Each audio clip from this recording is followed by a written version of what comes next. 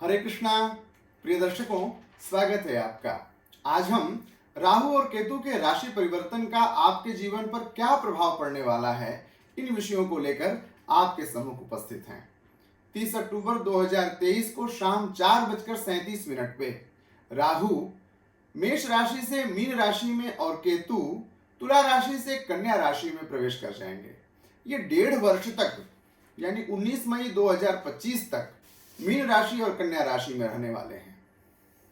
ऐसे में मीन राशि का राहु और कन्या राशि का केतु मेष राशि से लेकर मीन राशि तक के जातकों पर क्या प्रभाव डालेंगे, इन विषयों का विस्तृत विवरण हम लेकर आपके सम्मुख उपस्थित हैं। तो राहु और केतु एक छाया ग्रह हैं, असेंडिंग नोड ऑफ मून और डिसेंडिंग नोड ऑफ मून कहते हैं। इस चित्र में देखकर आप यह समझ सकते हैं कि पृथ्वी की कक्षा का सूर्य और चंद्रमा की कक्षा के संपात बिंदु को किस प्रकार राहु और केतु का नाम देकर दर्शाया गया है। भले ही यह छाया ग्रह मात्र हों, लेकिन इनका जीवन पर बड़ा ही अद्भुत प्रभाव पड़ता है। जीवन में जितनी भी आकस्मिक चीजें होती हैं, तत्काल यदि कोई दुर्घटना हो रही है, कोई राजनीतिक हलचल हो रही है, शरीर में अचानक यदि कोई बीमारी आ जा रही है, जीवन में यदि अचानक कोई विवाद उत्पन्न हो जा रहा है, तो इसके पीछे कहीं न कहीं राहु और केतु का ही संयोग माना जाता है। ऐसे में राहु और केतु का राशि परिवर्तन बड़ा ही अद्भुत है, बड़ा ही प्रभावशाली है। तो आइए कार्यक्रम की शुरुआत करते हैं। बारी बारी से मैं मेष राशि से लेकर मीन राशि तक के सभी जातकों का हालचाल बतलाने वाला हूं। साथ ही मैं यह भी बताऊंगा कि आपकी राशि में यदि राहु या केतु विपरीत प्रभाव दे रहे हैं तो उसका सुंदर उपाय क्या होगा। तो आइए कार्यक्रम की शुरुआत करते हैं। सबसे पहली राशि मेष राशि से। मेष राशि की बात करें तो 30 अक्टूबर को राहु मीन राशि से निकलकर मेष राशि में पहुंच रहे हैं और केतु तुला राशि से निकलकर कन्या राशि में पहुंचेंगे। तो मेष राशि के लिए राहु द्वादश भाव में यानी खर्चे के भाव में पहुंच रहे हैं और छठे भाव में पहुंच रहे हैं केतु, जो कि रोग और शत्रु का भाव है। मीन राशि के स्वामी ग्रह बृहस्पति राहु के समभाव के हैं, न तो शत्रु हैं और न ही मित्र हैं।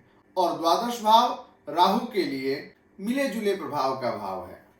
मेष राशि के जातकों के लिए राहु का यह गोचर कभी अनुकूलता तो कभी विषमता ऐसी बनी रहेगी। आय और व्यय की बात करें तो नवंबर, दिसंबर और जनवरी का महीना व्यय की स्थिति को बढ़ाएगा। उसके बाद उत्तरोत्तर लाभ की ओर आप बढ़ेंगे, आय के नए स्रोत बनेंगे। जो लोग राजकीय सेवा में हैं या प्राइवेट सेक्टर में काम कर रहे हैं, उनके लिए यह समय थोड़ा सा मुश्किल भरा हो सकता है।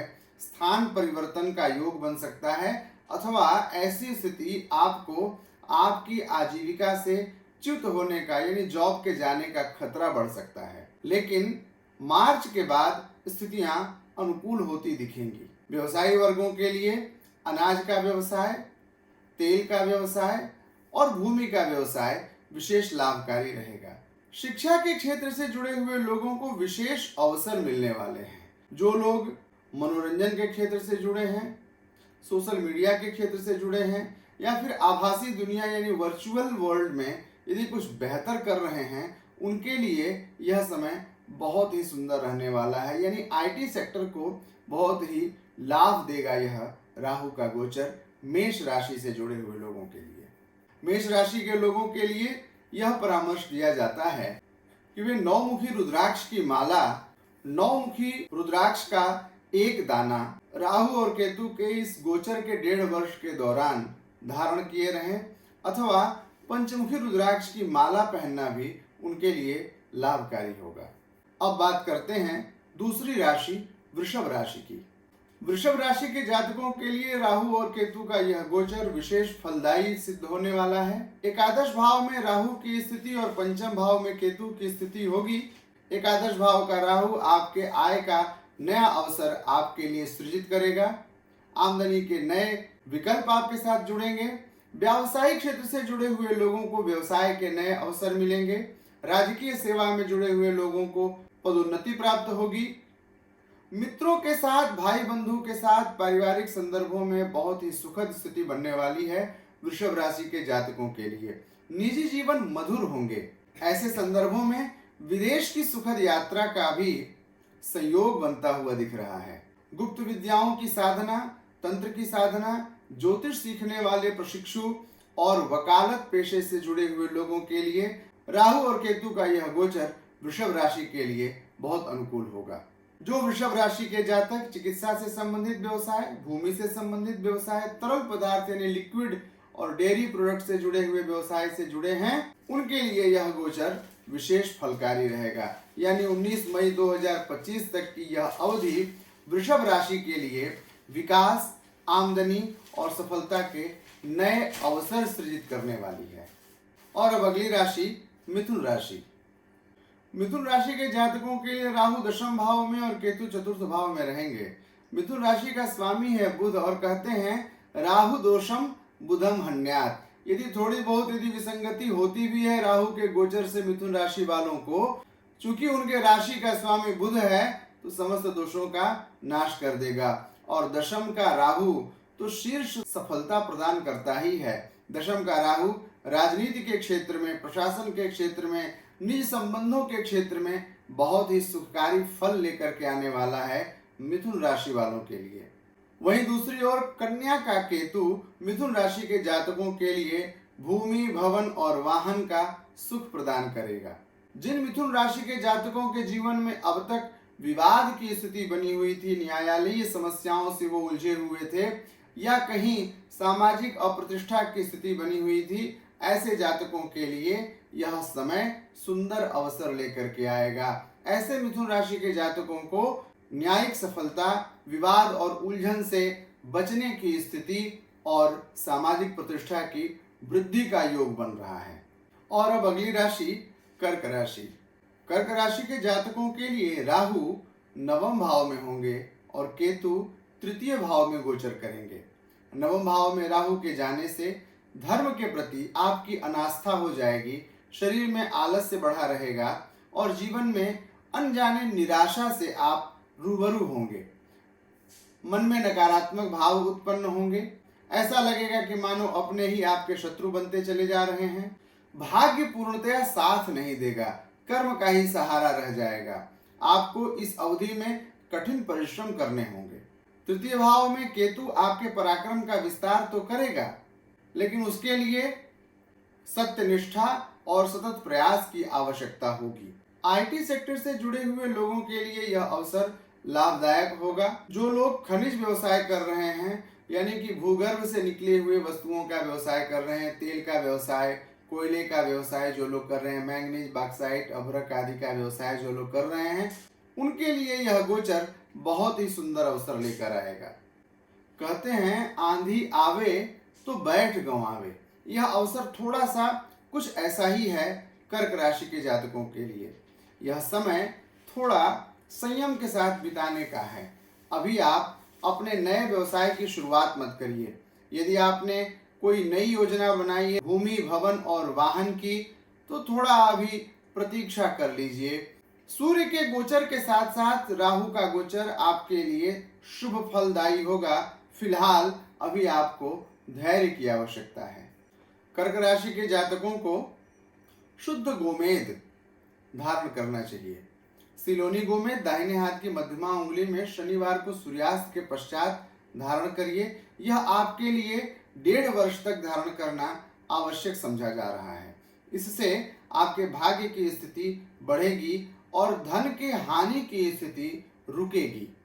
और अब अगली राशि सिंह राशि। सिंह राशि के जातकों के लिए राहु अष्टम भाव में और केतु द्वितीय भाव में होंगे। जहां ज्योतिष शास्त्र में द्वितीय भाव मारक भाव कहा जाता है, वहीं अष्टम भाव मृत्यु और आयु के संदर्भ को प्रदर्शित करता है। तो सिंह राशि के जातकों के लिए यह राहु और केतु का गोचर शुभ होता प्रतीत नहीं हो रहा है। स्वास्थ्य के प्रति विशेष सावधानी बरतनी चाहिए।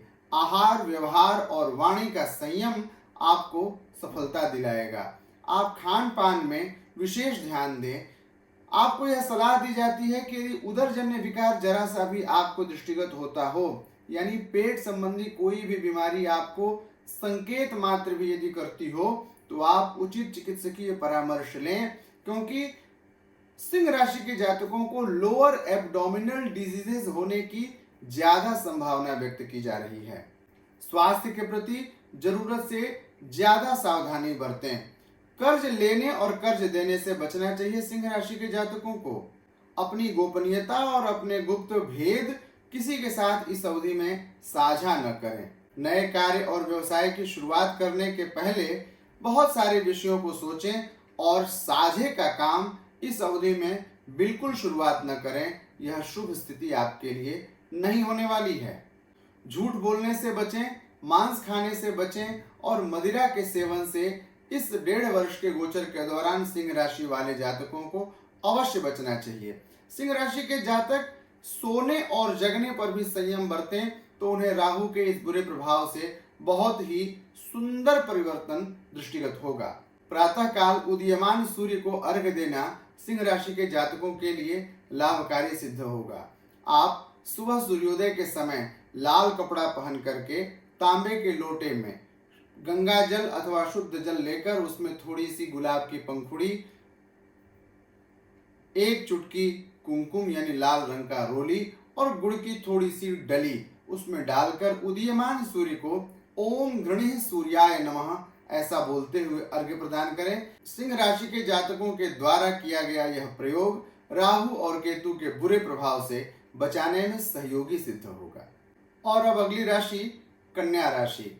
कन्या राशि के स्वामी बुध हैं और इनके साथ राहु और केतु का गोचर, राहु सप्तम भाव में और केतु लग्न में यानी प्रथम भाव में स्थिर होंगे। सप्तम भाव का राहु अक्सर विपरीत फलकारी होता है, तो कन्या राशि के जातकों के लिए सप्तम भाव से संबंधित समस्याओं को उत्पन्न होते हुए देखा जा रहा है। पत्नी के साथ अनबन, ससुराल के साथ अनबन और साझेदार यानी आपके बिजनेस में कोई पार्टनर हैं आपके, तो उनके साथ विवाद की स्थिति उत्पन्न होती हुई दिख रही है। आपका अर्जित किया हुआ धन, स्वयं का कमाया हुआ धन ऐसी स्थिति में फंस जाता है। वाहन चलाने में विशेष सावधानी बरतनी चाहिए और पुरुष जातकों को प्रोस्टेट से संबंधी परेशानी, जननांगों से संबंधी बीमारी की आशंका व्यक्त की जाती है। स्त्रियों को गायनिक इश्यूज की संभावना व्यक्त की जाती है। स्त्री रोग से विशेष सावधानी की सलाह दी जाती है। इस अवधि में विवाद से बचना चाहिए। यदि आप किसी भी प्रकार की भूमि संबंधी, बंटवारे संबंधी, धन संपत्ति आदि के साझेदारी संबंधी संदर्भों की योजना बना रहे हैं तो अभी 1.5 वर्ष तक रुक जाइए। इसके बाद आप निर्णय लीजिएगा क्योंकि यह विपरीत काल है आपके लिए। कन्या राशि के जातक भगवान गणेश जी का ध्यान करें। भगवान गणेश जी को मोदक चढ़ाएं और दुर्वा के 108 गांठ की माला चढ़ाना कन्या राशि के जातकों के लिए विशेष लाभकारी होगा। और संकष्ट नाशन गणेश स्तोत्र का यदि आप दिन में 3 बार पाठ करें, प्रणम्य शिरसा देवम गौरी पुत्रम विनायकम इत्यादि, यह 8 श्लोकों का यह मंत्र है। यदि इसका दिन में 3 बार अथवा 1 बार भी यदि आप पाठ करते हैं तो यह 1.5 वर्ष का समय आपके लिए अनुकूल फलदायी हो जाएगा। अब बात करते हैं अगली राशि तुला राशि। तुला राशि के जातकों के लिए राहु और केतु का यह गोचर सर्वाधिक विशेष फलदायी होने वाला है। आमदनी के नए नए अवसर बढ़ेंगे। विदेशी कंपनियों से लाभ होगा, विदेश की यात्रा हो सकती है और विदेश से आमदनी की संभावना व्यक्त की जाती है। यदि आपका काम स्टॉक मार्केट से जुड़ा हुआ है, इंश्योरेंस सेक्टर से जुड़ा हुआ है या सर्विस सेक्टर का कोई भी व्यवसाय यदि आप कर रहे हैं, यानी कि जिसमें आपके पूंजी का निवेश कम हो अथवा न हो, केवल आप सेवा प्रदाता कंपनी वाले हों, तो यह अवसर आपके लिए विशेष लाभकारी होगा। तुला राशि के ऐसे जातक जो राजनीति से जुड़े हुए हैं उनके लिए यह विशेष अवसर लेकर के आने वाला है। 30 अक्टूबर के बाद आप एक नए नेतृत्व का संचालन करेंगे। आपकी सामाजिक प्रतिष्ठा, राजनीतिक प्रतिष्ठा और भावी राजनीतिक संभावनाओं के स्पष्ट संकेत दे रहा है राहु और केतु का यह गोचर। तुला राशि वाले जातकों के लिए राहु 6ठे भाव में होंगे और केतु 12वें भाव में होंगे, यानी आमदनी अधिक और खर्चा कम हो जाएगा। बचत की स्थिति खूब बढ़ेगी। शत्रु और रोग ये दोनों निर्मूल हो जाएंगे, नष्ट हो जाएंगे। यदि कोई लंबी बीमारी चलती आ रही है तो अब उसका खात्मा होने वाला है, या कहीं कोई बड़ा विवाद चल रहा है, कोई शत्रु आपको बहुत दिनों से परेशान करता आ रहा है, तो तुला राशि के जातकों के लिए इन विषयों में भी शुभ समाचार मिलने वाले हैं। यानी कि विवाद की स्थिति समाप्त हो जाएगी, रोग की स्थिति नष्ट हो जाएगी, आय बढ़ेगी और व्यय कम हो जाएगा। तो है ना यह शुभ फलदायी। इस फल को और भी बढ़ाने के लिए भगवती राजराजेश्वरी त्रिपुर सुंदरी की आराधना करनी चाहिए, क्योंकि तुला राशि का स्वामी है शुक्र और शुक्र की अधिष्ठात्री देवी हैं भगवती राजराजेश्वरी त्रिपुर सुंदरी। ऐसे में भगवती के बीज मंत्र ओम ऐं ह्रीं श्रीं श्रीमात्रे नमः का रुद्राक्ष की माला से एक माला नियमित जप करना चाहिए। अब बात करते हैं वृश्चिक राशि की। वृश्चिक राशि के जातकों के लिए राहु पंचम भाव में होंगे और केतु एकादश भाव में होने वाले हैं। वृश्चिक राशि के जातकों के लिए राहु और केतु के गोचर के 1.5 वर्ष के दौरान जहां एक ओर आर्थिक उन्नति होने की संभावना दिखेगी, वहीं परिवार के संदर्भ में, इष्ट मित्र बंधु बांधव के संबंध में, रिश्तेदारों के संबंध में विषमता दिख रही है, चिंता दिख रही है, व्यथा का संकेत प्राप्त हो रहा है। तो यह अवधि आपके लिए मिला जुला प्रभाव लेकर के आ रही है। इसमें विशेष सावधानी बरतनी चाहिए। साझे के व्यवसाय से आपको बचने की सलाह दी जा रही है। कानूनी समस्या से अभी आप उलझने में थोड़ी सावधानी बरतें और हमेशा अपने परिवार के साथ समय बिताएं, संतान के साथ समय बिताएं। और यदि आपके संतान को जरा सी भी कोई तकलीफ महसूस हो रही हो तो आप उचित चिकित्सकीय परामर्श लें। वृश्चिक राशि के जातकों के संतान इस अवसर में पथभ्रष्ट होने लगते हैं, विवाद की स्थिति बढ़ाने लगते हैं, नशा की ओर बढ़ने लगते हैं। तो यदि कहीं ऐसी विसंगति आपके साथ में बनती हुई प्रतीत हो रही है तो उसका उचित समाधान करना चाहिए। तो वृश्चिक राशि के जातकों के लिए आर्थिक पक्ष मजबूत होगा, पारिवारिक पक्ष कमजोर होगा। यह गोचर आपके लिए मिला जुला असर लेकर के आएगा। विपरीत स्थितियों की अनुकूलता के लिए वृश्चिक राशि के जातकों को हनुमान जी की पूजा करनी चाहिए। चमेली का तेल और शुद्ध पीला सिंदूर भगवान जी को मंगलवार के दिन अर्पित करिए और दाहिने हाथ की मध्यमा उंगली में शुद्ध गोमेद धारण करिए। सिलोनी गोमेद शनिवार के दिन सूर्यास्त के बाद अपने शरीर के वजन के दशांश रत्ती के अनुपात में शुद्ध गोमेद धारण करना आपके लिए विशेष फलदायी होगा। अब बात करते हैं धनु राशि की। धनु राशि के जातकों के लिए राहु और केतु का यह गोचर विपरीत गोचर कहा जाएगा। राहु आपके चतुर्थ भाव में यानी माता के स्थान में और केतु पिता के स्थान में होंगे। यह न केवल माता का ही स्थान है बल्कि आपके भूमि, भवन, बंधु बांधव, रिश्तेदार, आपका दिल, आपका हृदय और आपके हृदय से जुड़े हुए लोग जो आपके हृदय के बहुत ही नजदीक हैं, इन सारे विषयों की विसंगति दिख रही है, प्रतिकूल स्थिति दिख रही है। यदि आप प्राइवेट सेक्टर में काम कर रहे हैं तो आप इंटरनल पॉलिटिक्स के शिकार हो सकते हैं। अपने सहकर्मियों से बहुत ही सावधानी बरतने की आवश्यकता है और अपने बॉस के साथ बहुत ही मधुर संबंध बनाकर रखने की चेष्टा करिए। जो लोग अभी जॉब स्विच करना चाहते हैं उन्हें यह सलाह दी जाती है कि यह 1.5 वर्ष बहुत सोच समझ करके जॉब स्विच करें, क्योंकि इस अवधि में यदि जॉब जाएगी तो आपको 1.5 वर्ष तक इंतजार करना पड़ सकता है। इसलिए जॉब स्विच करने के पहले बहुत सोच विचार कर निर्णय लीजिएगा। जो लोग राजनीति के क्षेत्र से हैं उन्हें उनके प्रतिद्वंदी मात दे सकते हैं, इसलिए बहुत फूंक फूंक कर कदम चलाइए। जब तक अगला पैर मजबूत न हो दूसरा पैर मत उठाइए। यदि आप नए व्यवसाय की शुरुआत करना चाहते हैं तो अभी कुछ पल रुक जाइए। माता को कष्ट हो सकता है, माता के स्वास्थ्य के प्रति विशेष सावधानी बरतिए। पत्नी से, ससुराल से या स्त्री पक्ष से चिंता के संकेत मिलते हुए दिख रहे हैं, इसलिए स्वास्थ्य संबंधी परेशानी, आर्थिक परेशानी या किसी भी प्रकार की मानसिक चिंता आपको सताने लगे तो उस समय राहु का उपाय करना आपके लिए विशेष फलकारी होगा। राहु के उपाय के लिए राहु के वैदिक मंत्र कया नश्चित्र आभुवदूती, इस मंत्र को बोलकर पूजित और प्रतिष्ठापित अग्नि में दूर्वा के साथ एक माला हवन करना आपके लिए अनुकूल होगा। राहु के हवन के लिए उपयुक्त समय होता है संध्या काल। तो शाम के समय राहु के वैदिक मंत्र को बोलकर दूर्वा को घी में डुबाकर पूजित और प्रतिष्ठापित अग्नि में हवन करिए। जो भी विपरीत फल हमने बताए हैं वो सारे विपरीत फल अनुकूलता में परिवर्तित हो जाएंगे। और अब बात मकर राशि की। मकर राशि के जातकों के लिए राहु और केतु का गोचर बड़े ही शुभ भावों में हो रहा है। मकर राशि के जातकों के लिए राहु होंगे तीसरे भाव में और केतु होंगे नवम भाव में। तीसरे भाव का राहु बड़ा ही अनुकूल फल देता है और वहीं नवम भाव का केतु भी बहुत ही शुभ फल देता है, भाग्य की वृद्धि को बढ़ा देता है। तो इस 1.5 वर्ष के दौरान भाग्य का साथ आपको मिलने वाला है 100%। साथ ही साथ बंधु बांधव, इष्ट मित्र और रिश्तेदारों का सहयोग आपको प्राप्त होगा।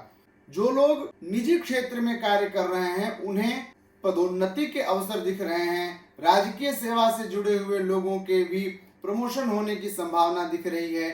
जो व्यवसायी वर्ग हैं उन्हें व्यवसाय के लिए दूर देश की यात्रा करनी पड़ सकती है और यह यात्रा उनके लिए विशेष लाभकारी होने वाली है।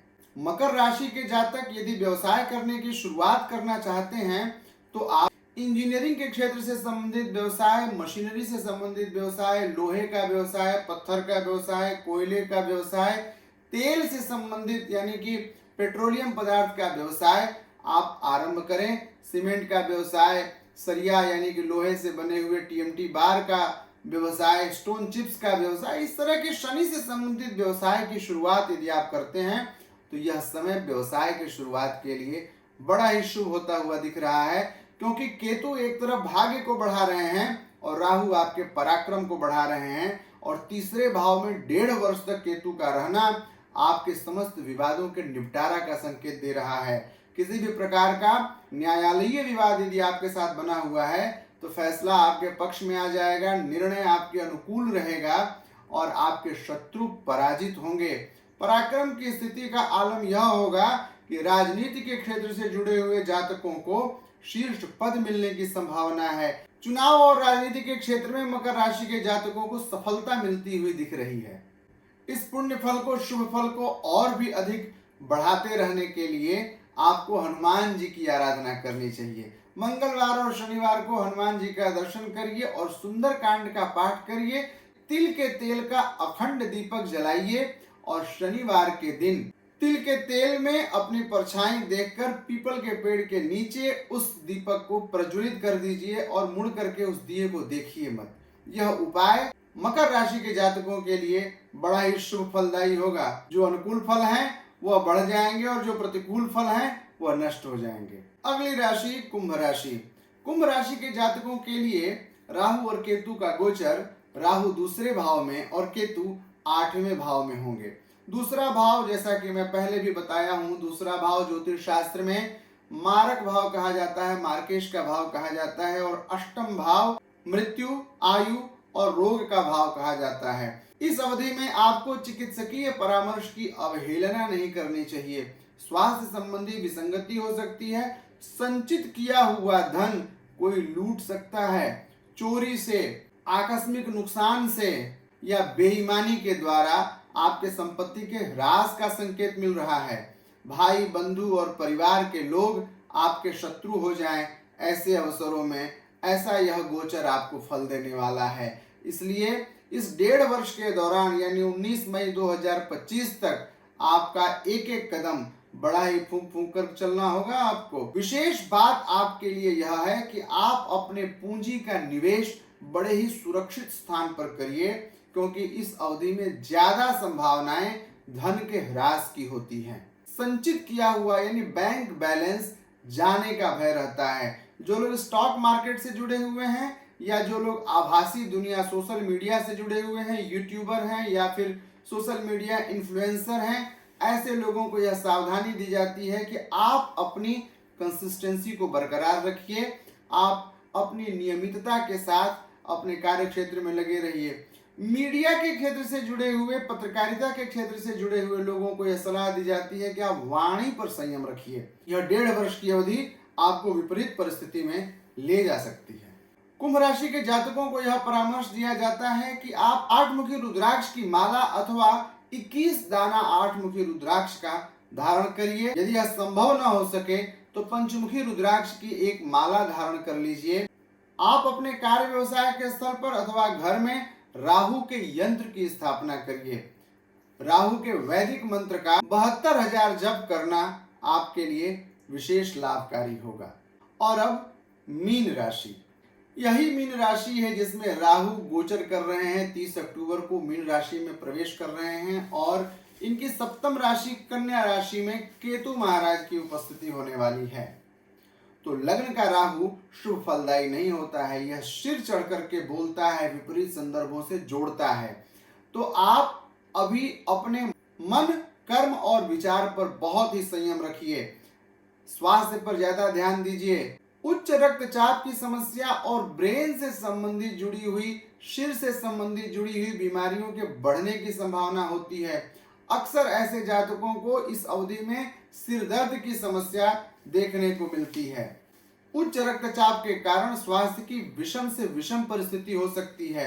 निजी जीवन में बहुत ही संयम बरतने की आवश्यकता है। अपने पार्टनर के साथ में वफादार रहें, लॉयल रहें, अपने विचारों को हमेशा साझा करते रहें। 1.5 वर्ष के दौरान मीन राशि के जातक अपने जीवन का ज्यादा समय जीवन साथी के साथ व्यतीत करें। सप्तम भाव व्यापार का भी भाव है, इसलिए केतु के गोचर के कारण व्यापार में विस्तार करने की सलाह अभी नहीं दी जाएगी। 1.5 वर्ष की प्रतीक्षा करना आपके लिए शुभ होगा। मीन राशि के जातक इन विपरीत संदर्भों से बचने के लिए, स्वास्थ्य संबंधी अनुकूलता के लिए और व्यापार की वृद्धि के लिए भगवती पीताम्बरा यानी बगलामुखी का ध्यान करें, पूजन करें, अनुष्ठान करें। भगवती पीताम्बरा के मंत्र का नियमित जप करना और हल्दी से हवन करना आपको नाना प्रकार के कष्टों से बचाएगा। इस अवधि में शुद्ध पुखराज धारण करना मीन राशि के जातकों के लिए शुभ फलकारी होगा। तो दर्शकों, ये रहा 12 राशियों का हाल। इसके अतिरिक्त यदि आपके मन में किसी भी प्रकार का कोई भी प्रश्न हो या यदि हमसे भूलवश किसी राशि का कोई समाधान या किसी राशि के किसी एक पहलू को हम न बोल पाए हों, तो उन विषयों को आप कमेंट करके पूछ सकते हैं।